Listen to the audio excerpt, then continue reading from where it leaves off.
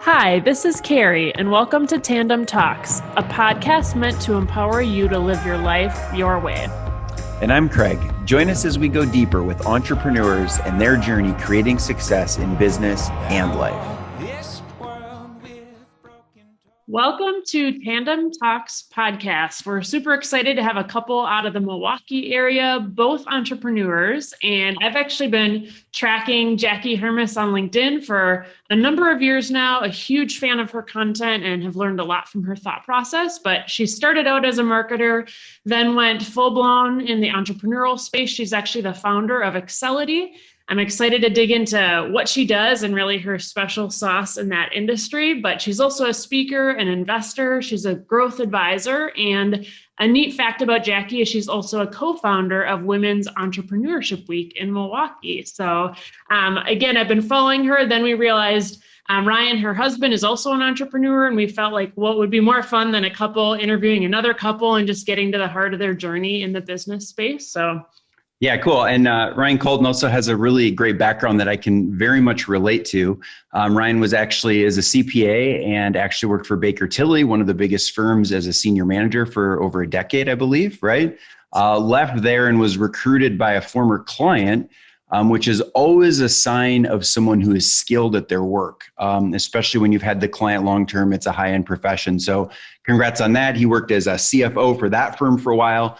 Then vice president of finance and operations for a company, and eventually made the plunge to go out on his own. And he is now founder, CEO, I think, solopreneur probably of RC MKE LLC, I believe, if I got that right. So really excited to have you guys on. Definitely coming from very different backgrounds. Carrie and I can relate, former commercial banker, preschool teacher, women's studies. So we've got a good spread between the four of us about everything covered. Diverse range, yeah. Diverse range. We're handled. If somebody needs to start a business, we're here for you. Right. But Carrie, do you want to kick it over to ask them our first question? Yeah, I mean, I think for both of you, like, why entrepreneurship? What were the driving factors for you? You both had great career paths. So like, what was the pivot? What was the fuel behind the pivot for both of you? Yeah, for me, okay, I'm just going to go first. We've never actually done a podcast together. So we were like, how's this going to go? And who's going to talk first? And I don't know. Anyway, I like to talk, so I'll go first. My journey really was kind of accidental. Like I didn't, it's not like I was born thinking I was an entrepreneur. I think there are a lot of people that are like, you know, when I was a kid, I sold X, Y, Z, and I did a lot of that stuff too. But I just didn't really see myself on that entrepreneurial path until I kind of fell into it, I guess. I made a decision when the company that I was working at, they decided to split in half, and they were basically selling off half the company and splitting all the teams in half. And I had worked with them to help build the company and make a bunch of acquisitions. And I was like, I don't know if I really want to stick around for this part. So I started freelancing, and I wasn't really sure what I was going to do. Like, you know, was I going to build a company? Was I going to work by myself? Was I going to take another job? And it just kind of grew as I started getting clients. I needed to hire employees to serve those clients. And now we're 8 years later. Pretty crazy. Yeah, that's amazing. And I'm excited to dig into the trajectory of that growth, because I was watching some of your videos and it's exciting. It's an adventure. It's uncertain. And it's been neat to see the trajectory. So Ryan, how about you?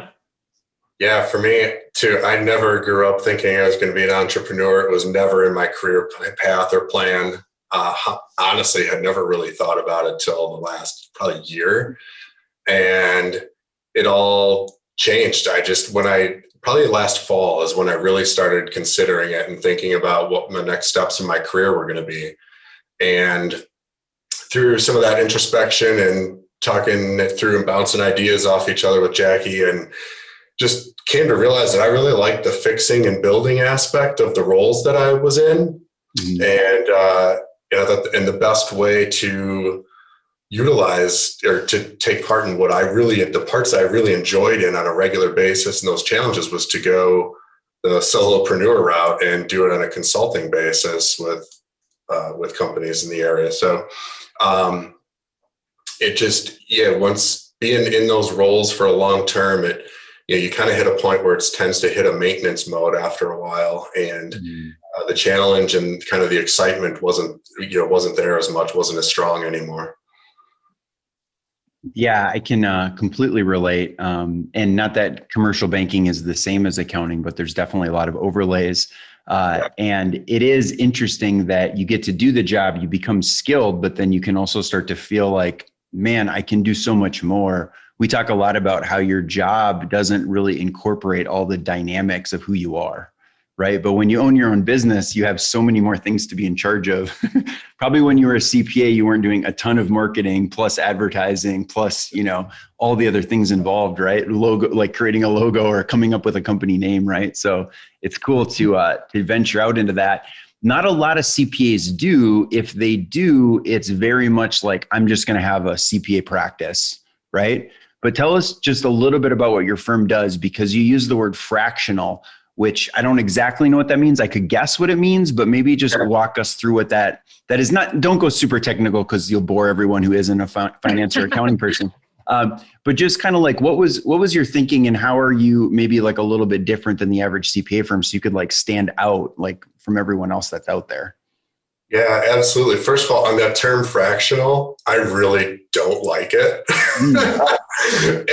But everyone I talk to, like, that is the market term that everyone goes to, that they understand. So it's kind of, I've accepted it, but I don't really care for it, to be honest. But sure. It's what I've done right. And as opposed to going the traditional CPA route, I'm really drawing in the background from the CFO and the operational and finance perspective. And so what I'm looking to do is partnering with companies and helping out their business owners that maybe don't have a really strong finance team in-house. So think about it, they might have an entry-level bookkeeper, someone that is taking care of the books, but not doing the forward-looking. Where's the company going? What are we doing from a strategy development, and how do we finance that strategy? So looking to really work directly with CEOs on those types of opportunities. That's great. I'm currently working on a project where I'm operating as a pseudo CFO, even though I shouldn't be. So we should definitely talk. We'll definitely be linking up after this for sure. So you made that plunge, right? So you're like, okay, I'm going to do this. How did you get yourself to do that as an accountant? Because I think as an analytic, we just can really, assuming you are analytical, we can get really buried in the tediousness. And I think you even made a post today about just decision-making and not like overthinking, right? And I mean, I could spend 10 hours thinking about the simplest little thing just for fun, or just like, which is so weird to me. Yeah. Right. So like, how did you like get yourself through that barrier? Like, what were the thoughts in your head? Obviously you surrounded yourself with an entrepreneur, you married one, which helps, I've done the same, but like what else advice could you give for people who are thinking about it, but they're not sure? Right. Step one, marry an entrepreneur. Yeah. No. Let's say they don't have that option. Let's say they're already married, they're not into multiple wives. So that's behind us. Yeah. No, you're right. Because it's definitely, it's probably not ingrained in me, right? It's not in my DNA to take that level of risk. However, I am probably a little less risk adverse than traditional CPAs and CFOs. So it is there a little bit, but it certainly helps to, one, have the support of whoever your significant other is, entrepreneur or not, but having that support and backdrop of someone that is 100% confident and supportive of what you do and the decision and the route that I chose to go.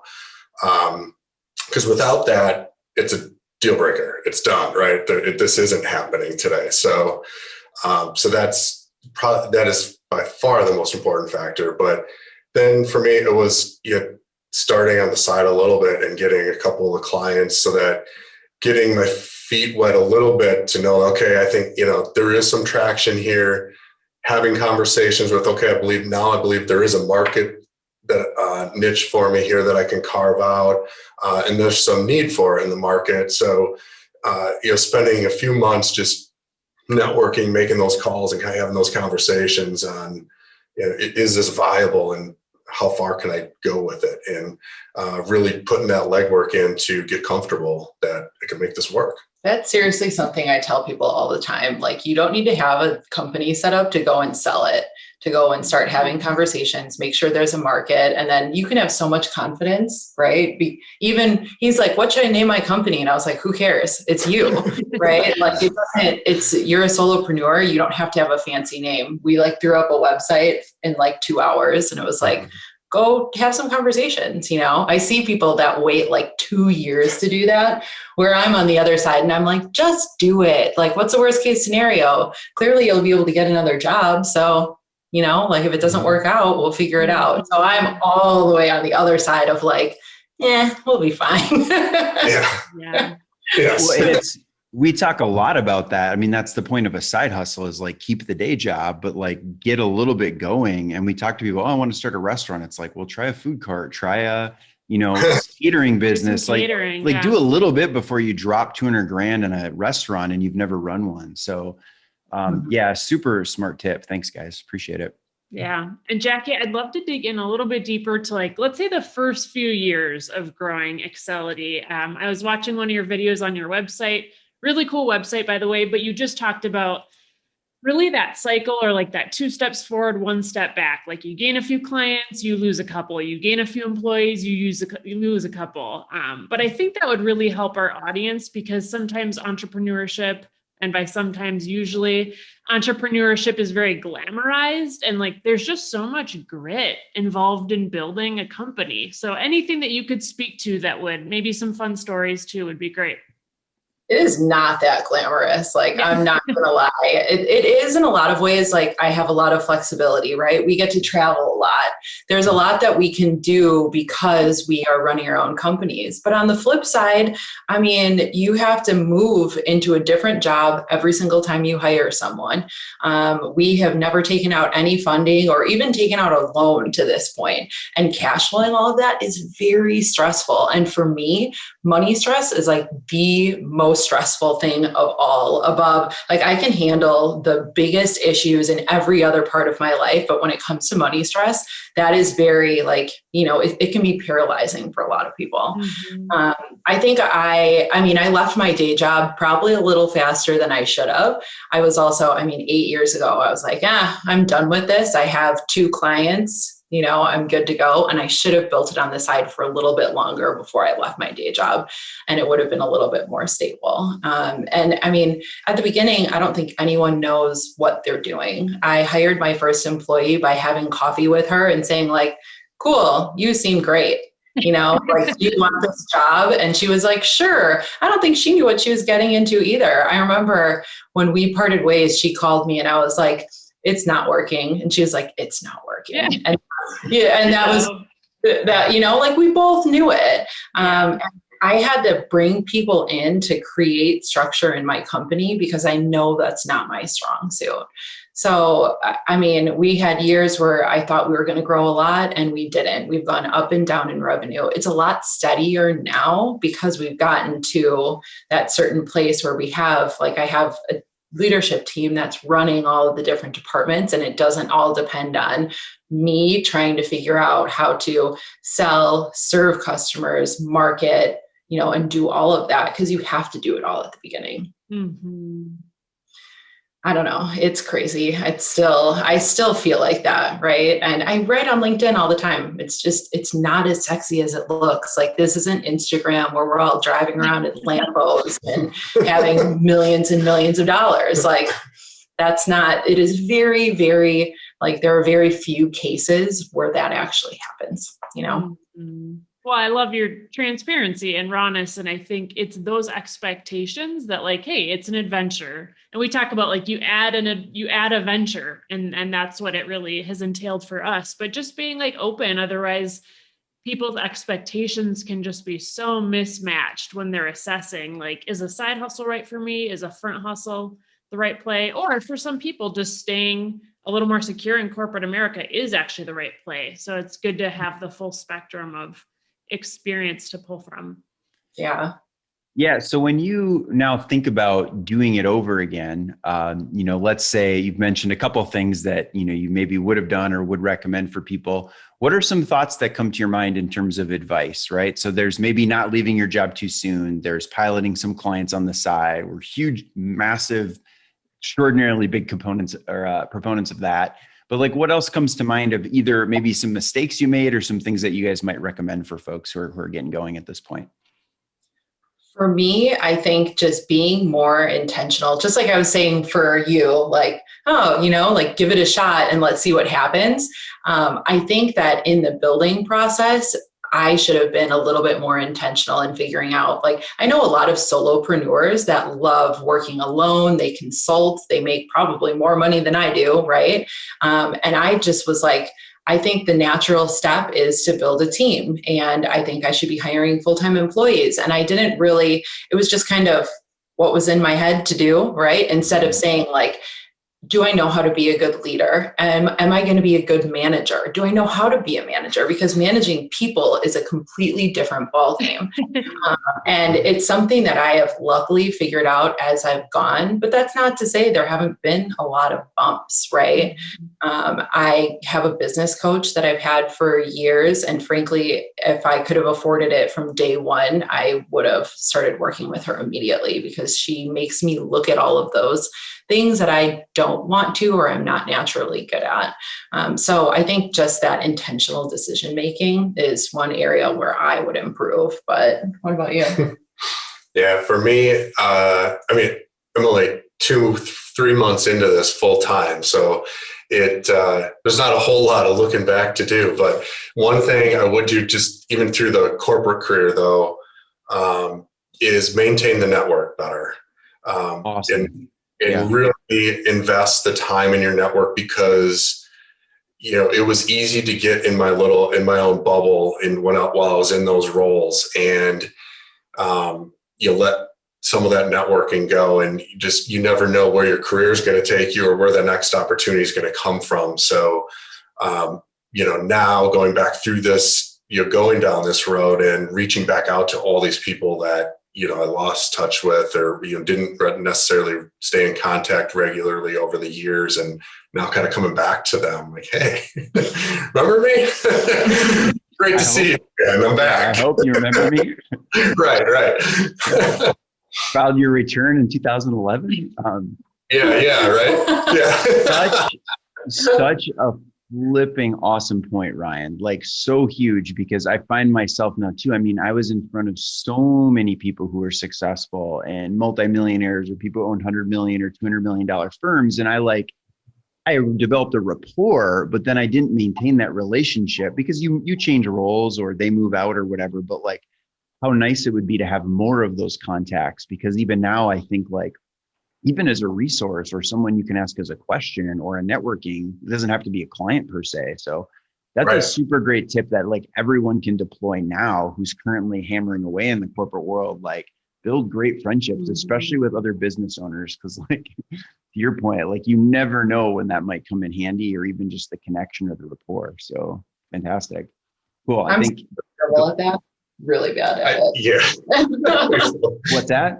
I said, I'm really terrible at that. I literally have a task on my to-do list for every Saturday that says text 3 people that you're thinking about them. And it's like a long list of people that I can keep in touch with. Otherwise, I will never reach out to a person. I don't know, like, it's just not something I think about all the time. Whereas I think a lot of people do it naturally. Sometimes you have to set up systems to. Yeah. And do it manually, right? Yeah. And I think I remember this advice I was given from a Baker Tilly partner. So this was probably like 15 years ago. So I was earlier in my career, and I should have listened to him because in retrospect, but I specifically remember him telling me that to surround yourself in your friend group with like-minded people that are focused and driven, so that as you grow up and mature into whatever role I was going to be in, that your friends would also be coming into influential roles, and that your circle is kind of already your business circle and friendship circle potentially. And I remember at the time thinking, well, I I don't need to do that. No big deal. But now it makes a lot of sense. Tons. Yeah, I mean, I was doing some fundraising for a firm, and you need only qualified investors. So people who are $1 million and up that can invest. And I started thinking about like my friends group, and it was like, oh boy. It's like, because now I'm at an age where I think I'm pretty close to where you're at, Ryan, where it's like some of my friends are millionaires, the ones that like play their hands well and like did smart things or have good high-end corporate jobs. And then many are struggling, right? And so it's interesting to just like look back, and not that we shouldn't be friends with everyone, but there is a sense of intention, especially in our 20s and 30s, because all of those friends will someday be running or CFOs of a company and making decisions that can help you or your team or whatever else you might be running. So yeah, absolutely right. Yeah. And Jackie, I want to double back on something that you shared. I think as an entrepreneur, you have to have a certain level of healthy ego. I think ego gets talked about like in a very negative light, but I think there's like an element of ego that's fuel to the fire for a business owner. But then there's also this humbling balance of knowing that you can't do it all, or that your communication skills suck, or that you need better leadership, or that you actually need to pull in more resources with like a more diverse team or a mentor or a coach like you talked about. So how do you find the balancing act in all of that? Because they're all important, but it's like the ratio in which we're deploying those that I think is kind of make or break. I really, just like you said, you have to have a certain level of ego, I think, to be able to survive as an entrepreneur, honestly, because you get hit a lot, right? And you might fall down and then you might get kicked a few times while you're down. And that's just, you have to be able to pick yourself up. And I think ego is part of that, but also just strengthen like mental strength and mental health, taking care of yourself, getting enough sleep. This is stuff I talk about all the time because I'm much better able to deal with the downs and everything that happens when I am like physically and mentally kind of ready for it, if you will. I think usually when I find a place that I need help, I will look for resources. I'll ask other business owners how they deal with it. I'll ask my business coach. I might even ask my team, we do an NPS survey with the team where they report what's good and what's not so good for them. And often we're going back to them and saying, how would you suggest this get solved? We'd love to hear your ideas. Mm-hmm. I think you don't have to have all of the answers, but you do have to be willing to go and seek them. And that can be hard, and it can be very, very humbling, just like you said. Yeah. Well, and I think for so many decades, it was just more customary to have top-down leadership. And I just don't think that's how, especially like the younger generation is operating in terms of who they follow, right? So I love that. Yeah, even some of if we hire people straight out of college at a company our size, they want to have a say in what's happening at the company.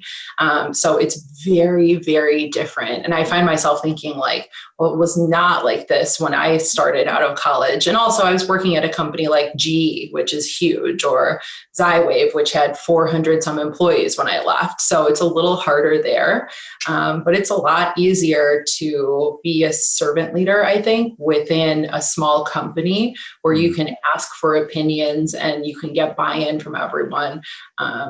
That's not to say that all leaders do it, but I think they should. Mm-hmm. Well, and I think that's a testament. I mean, I've seen a lot of your team on social media, and it's very evident that you've created that culture at your company. So hats off to that.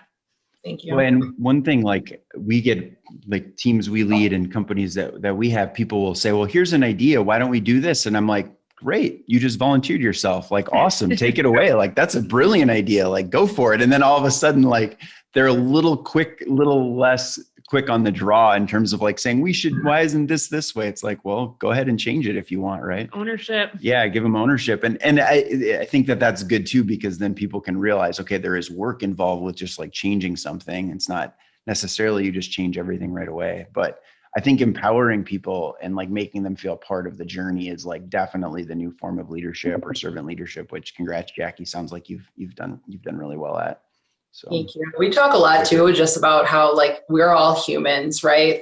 There's no the man or the big bad boss in this company. We are all just humans trying to do the best that we can and trying to please everyone, which is very difficult. So I think the more we can level with each other and humanize each other, especially through this pandemic, the easier it gets to communicate. And just when you have that foundation, you can give people the benefit of the doubt, or you can assign positive intent to things that they do versus, immediately assuming something negative. So, I mean, it's easier said than done, and it's a tough thing to work on, but I think it's very valuable within a company.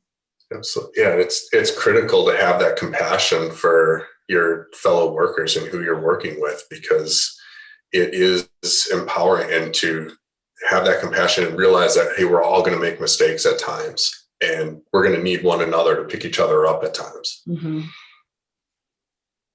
Absolutely. And I think when you are in the top seat, like you're in the end, right, you're the owner, Jackie. So it does come back to you. And so you have to have that balance of the good ego and the like kind of being willingness to relinquish control. When you do that, so let's say you've made a mistake, you've done something that really got botched, right? Not that this has happened to you much, but at least in our lives, when we've made the mistakes and things are really botched, how have you atoned for that in a way that's helped continue to grow your team or even build trust? Because I think there's ways to make a mistake and then build trust. There's ways to make a mistake and absolutely breach it. Do you have any tips for folks as they're going through that? Because if you're a solo entrepreneur or a new side hustler, whatever, you're going to make so many mistakes. And so you have to be able to like embrace it, but then also communicate effectively about like why it might have happened or how you can still move forward with a client or a team member, right? Yeah, I mean, this happens all the time with clients of ours. We have so many things moving between our teams. There are bound to be mistakes, miscommunications, whatever it may be. I always tell the team, you have to fess up no matter what it is. You can't try to bury it, or you can't try to fix it real quick. I think if you can fess up and if you can work together to resolve it, the relationship often ends up even better than it was before, which I think is a scary process for people. But I have always found, like, if I have a miscommunication with someone on my team, if we can get through it and end up, it might not be comfortable, but we end up talking it out, we end up having a much stronger relationship afterward. This is something I've been having conversations this week with my management team, because I went on vacation last week or 2 weeks ago, and they had one of our leadership meetings without me. And each of them kind of separately came to me and said it was very frustrating because we went around and around, and it ended up being like, well, we need Jackie's input. So they weren't able to make any decisions while I was gone. And at first I was like, well, that kind of makes sense. And then I was like, wait, I think this is actually a problem, right? Because I have done them a disservice and I haven't empowered them to feel that they can make decisions without me. And I think it's just a lack of structure of here are all the things that you can do without my input, and here are the situations in which I want or need input. And this list over here shouldn't be that long, right? If you have competent leaders and a competent team, which I do. So it's been, just saying, I didn't even realize that I set you up for failure in this way. And these are the things I'm planning to do to fix it. And I'd like your help. Again, it's been a humbling week for sure. I was telling him yesterday, I'm emotionally exhausted right now because I feel like I'm admitting all of my mistakes, and it's not fun. That's for sure. Yeah. Well, it sounds like your vacation was fruitful in a number of ways. Shed some light. Where did you guys go on vacation? Boston. We went to Boston or Boston? Austin, Texas. We went to the Miraval Spa. Oh, cool. Oh my gosh. I've heard such good things about that place. You recommend it? It's amazing. Yes. It's device free. You can only use your devices in certain areas. I have to be forced to get off my phone and stuff. And it makes it, I'm sure you feel that too. It makes you really reevaluate your priorities or how much you're reaching for your phone to check for notifications. And then you're like, oh, it's not here. And maybe I'm a little addicted to my technology. Yeah. Well, good for you guys though. That's super cool. It definitely expands our vision. I've had plans for us to go there. I just haven't told you yet. Oh, okay. So. Now I know. I'm surprised you haven't booked the flights. So we don't get too many couples on, so we'd like to just talk about that a touch. I mean, we talk about this, and I mention this in every podcast, but like our whole goal of entrepreneurship is to use it as a tool to create a great life, right? Not to be the end all be all. And I think sometimes it's super easy to get caught up in the trap. I mean, I can be guilty of this, of just like building your businesses and you just lose focus on everything else that is a lot of times more important, if not as important. So can you give anyone some tips on if they are in a relationship where they're an entrepreneur and maybe their spouse is as well? Like, how do you work together? How do you survive? Like what comes to mind? Survival tips to keep the relationship thriving, not just like alive, right? And I know you guys are a little new to the game, but that's maybe you're not new to the entrepreneurship, at least not Jackie. So I think that you'll have an interesting perspective here. So fire away, whatever comes to mind will be great. Yeah, I think scheduling date nights together, and this was not my idea. This was Jackie, so she gets all the credit for this one. Wow. But he does it all. It was just my idea. Yeah, right. Yeah, but so carving out that time. So we carve out weekly, at least one night a week during the week, and we rotate between in and out and kind of what we're doing. So date night in might be as simple as, dinner with hopefully some kid-free time and dinner. And, we've played board games and just done silly stuff or sit and talk. For last week, we sat and talked for 3 hours. Like we looked up and it was suddenly 11 o'clock. Mm-hmm. Wow. Mm-hmm. Where'd the night go? But so I think that's really important to have that focused one-on-one time and make sure you make that time for one another. Yeah. I mean, especially we have 3 kids, right? And we're both running businesses. So it can be very easy to just get caught up in the day to day and suddenly a week is gone. And you're like, seriously, some days I'm like, did I see you today? Where were you? Oh, hi, stranger. Yeah. Sometimes he's gone at meetings and I think he's in the house and I'm like, Ryan, and he's not home. Like, I mean, sometimes you're just passing. And I think it's important to realize when you need that time. We both use the high performance planner journals. It's right here. I'm looking at it from High Performance Planning or High Performance Habits, the book. And it talks about like, who's someone that you need to connect with today and how are you going to do it? And it just makes you be intentional about what you're going to do that day, how you're going to spend your time, who you're going to connect with. That's been super helpful to me because then I can notice patterns where it's like, oh, what was it, Tuesday night when we were like, we are spending one-on-one time together. And then we realized that Handmaid's Tale came out a day early and then we watched all 3 episodes. So we were like, okay, we need to move our one-on-one time, but like, we're really cognizant of it and making sure it's happening. Mm-hmm. Yeah, I love hearing it because it can be easy to just, keep grinding parallel lives and very important to intersect and create that space. So I want to find out where the best place people can access you and find you. And Jackie, I know you just created a great marketing course for cash-strapped startups. So I think that's a really fantastic way for people to leverage your expertise. We'll put that in the show notes, but where else can people find you? I'm on LinkedIn. I mean, I spend a lot of time there. So that's probably the best place to reach me. What about you? Yeah, LinkedIn. It was not part of my daily habits until these last couple of months. So that was something that really had to step outside my comfort zone and get comfortable sharing things on LinkedIn. But that is probably the best place to find me. Yeah, I've been loving your content. It's great to see you showing up in my feed, Ryan. Yeah, we need more content from I think qualified CPAs and other technical folks, because I think that there's a lot of people that post, but they tend to lean towards marketing or sales or advertising or coaching. And so it's nice to have people on there with, confirmed technical skills and actually be giving real technical advice that I know is a CPA approved. Yeah, right. You probably want to look back at some of my posts and flag me if I mess anything up. But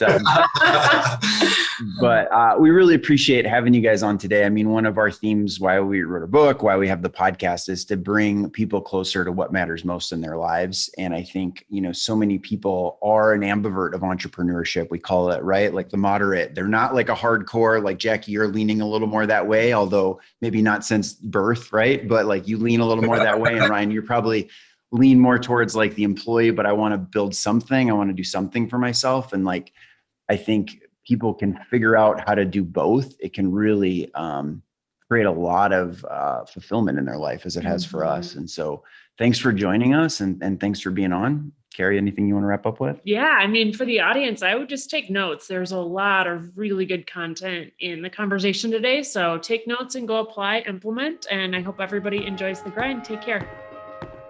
Thanks for listening to today's episode. Please subscribe and leave a review, and be sure to visit tandemconsulting.co/talks.